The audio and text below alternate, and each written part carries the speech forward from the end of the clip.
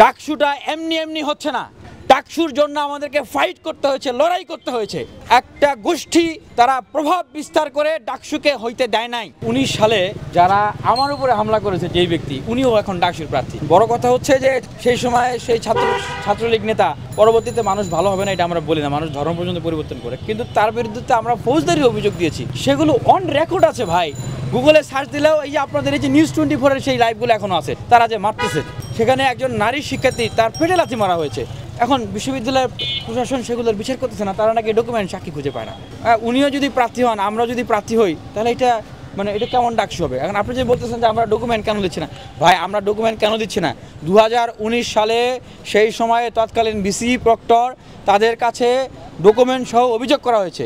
বিশ্ববিদ্যালয় প্রশাসন এই 6-7 বছরও বিচার করে নাই, অভ্যুত্থান পরবর্তী 11 মাসেও বিচার করে নাই। কেন বিচার করে নাই? কারা বিচার করতে দিচ্ছে না? এটাকে ইন্টেনশনালি এই সূক্ষ্ম বিষয়গুলোকে ঘিরে রেখে একটা গোষ্ঠী আছে যারা এই ডাকসুকে তারা একটা ক্যাচালের ভিতর নিয়ে বানচাল করার চেষ্টা করতেছে। তারা বলবে কি যে দেখেন আর একটা বিষয়, যারা ভোটার তালিকায়, চূড়ান্ত ভোটার তালিকায় যাদের নাম এসছে, কি হওয়ার কথা, তারা সবাই ভোট দিতে পারবে। বিশ্ববিদ্যালয়ের যে কোনো ভ্যালিড ডকুমেন্ট দেখিয়ে তারা ভোট দেবে, এটাই তো স্বাভাবিক। এখন বলা হচ্ছে যে হালনাগাদ হলের আইডি কার্ড না থাকলে ভোট দিতে পারবে না। এখন এটার সংখ্যা তো বিশাল একটা সংখ্যা। এখন তারা যদি ভোট দিতে না পারে, তাহলে আপনি কিসের নির্বাচন করবেন?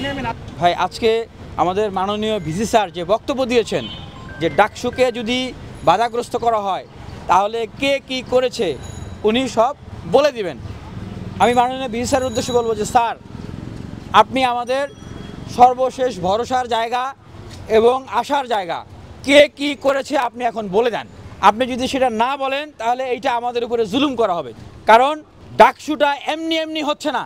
ডাকসুর জন্য আমাদেরকে ফাইট করতে হয়েছে, লড়াই করতে হয়েছে। একটা গোষ্ঠী তারা প্রভাব বিস্তার করে ডাকসুকে হইতে দেয় নাই। ডাকসু যদি সবাই আন্তরিকভাবে দিত, তাহলে এই 11 মাসে একটা ডাকসু হয়ে ডাকসু শেষ হয়ে যাইতো। ভিসি স্যারের বাসভবনের সামনে এরকম আমরণ অনশন করে জীবনপণ ফাইট করতে হইতো না এই ঢাকা বিশ্ববিদ্যালয়ের শিক্ষার্থীদেরকে। যখন তারা দেখেছে যে এই অধিকারকামী শিক্ষার্থীরা জেগে উঠেছে, ঐক্যবদ্ধ হয়েছে, তখন এই প্রভাবটা পিছু হটে তারা তফসিল দিয়েছে। কিন্তু তারা তাদের প্রভাবকে বন্ধ রাখে নাই। তারা এখন এই জালগুলো বিছিয়ে রেখেছে, সূক্ষ্ম জাল, যেন একটা ক্যাচাল লাগে এবং নির্বাচনটা সুষ্ঠু গতিতে না আগায়। এবং তারা এখন তাদের প্রার্থী বা তাদের গোষ্ঠীকে জিতানোর জন্য তারা সেই প্রভাবটাকে কাজে লাগাচ্ছে। না হলে কেন, কার কথায়, কার জন্য একদিন বাড়ানো হলো, এটা আমরা বিশ্ববিদ্যালয় প্রশাসনের কাছে জানতে চাই। সেই উত্তরকে বিশ্ববিদ্যালয় প্রশাসন দিতে পারবে?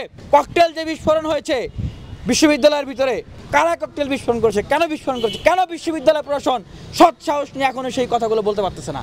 যেটা বলতে চাই যে ডাকসুর জন্য যে কমিটমেন্ট করেছি শিক্ষার্থীদের উদ্দেশ্যে, যদি জীবন দিতে হয় শিক্ষার্থীদের অধিকার প্রতিষ্ঠা করার জন্য, জীবন দিব, প্রস্তুত আছি।